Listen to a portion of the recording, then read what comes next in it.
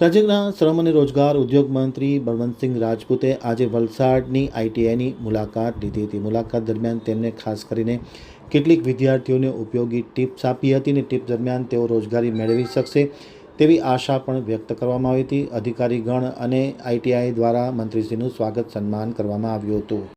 હવે છે વલસાડ આમતક ન્યૂઝ બ્યુરોનો એક વિસ્તૃત અહેવાલ. રાજ્યના ઉદ્યોગ અને શ્રમ રોજગાર મંત્રી બળવંતસિંહ રાજપૂતે વલસાડના લીલાપુર સ્થિત મહિલા આઈટીઆઈની મુલાકાત લઈ વિદ્યાર્થીઓ સાથે એક પ્રેરક સંવાદ કર્યો હતો. ટેકનોલોજીનો જમાનો છે, ડિજિટલ વળીશું તો ઝડપભેર નોકરી મળશે તેવી વાત બળવંતસિંહ રાજપૂતે વિદ્યાર્થીઓને ઉચ્ચારતા વિદ્યાર્થીઓએ મંત્રીશ્રીની આ વાતને તાળીઓના ગડગડાટથી વધારી લઈ અને આઈટીઆઈમાં વધુને વધુ સારું પરફોર્મન્સ મેળવશું તેવો આશાવાદ પણ તેમણે વ્યક્ત કર્યો હતો.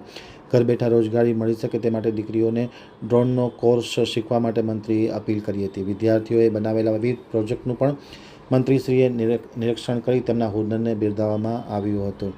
રાજ્યના ઉદ્યોગ, લઘુ, સૂક્ષ્મ અને મધ્યમ ઉદ્યોગ, કુટીર, ખાદી, ગ્રામ ઉદ્યોગ, નાગરિક ઉડ્ડયન અને શ્રમ રોજગાર મંત્રી બળવંતસિંહ રાજપૂત આજરોજ ગુરુવારે વલસાડના સવારે 10 કલાકે વલસાડની ઔરંગા નદી પાસે લીલાપોર સ્થિત આઈટીઆઈની મુલાકાત લીધી. મુલાકાત દરમિયાન તેમણે વિદ્યાર્થીઓ સાથે એક પ્રેરક સંવાદ પણ કર્યો હતો. બદલતો જમાનો છે ત્યારે ઝડપભેર નોકરી મળી શકે અને રોજગારલક્ષી કામ થાય તે માટે તેમણે મંત્રીશ્રીએ કેટલીક વિદ્યાર્થીઓને ઉપયોગી ટિપ્સ પણ આપી હતી. આચાર્ય જે.ટી. પટેલ દ્વારા ઇન્સ્ટ્રક્ટરો સાથેની વાતચીત કરી સૂચનો કર્યા હતા. ખાસ કરીને આઈટીઆઈમાં તમામ જગ્યાઓ ભરાય છે તે માટે કયા કોર્સની ડિમાન્ડ છે તેની પણ માહિતી મેળવવામાં આવી હતી. મંત્રીશ્રીની મુલાકાત વેળાએ ધારાસભ્ય ભરતભાઈ પટેલ, જિલ્લા સંગઠન પ્રમુખ હેમંતભાઈ કંસારા, જિલ્લા સંગઠન મહામંત્રી કમલેશ પટેલ તથા અન્ય આઈટીઆઈના અધિકારીઓ, આચાર્યગણ અને ઇન્સ્ટ્રક્ટર વગેરે ઉપસ્થિત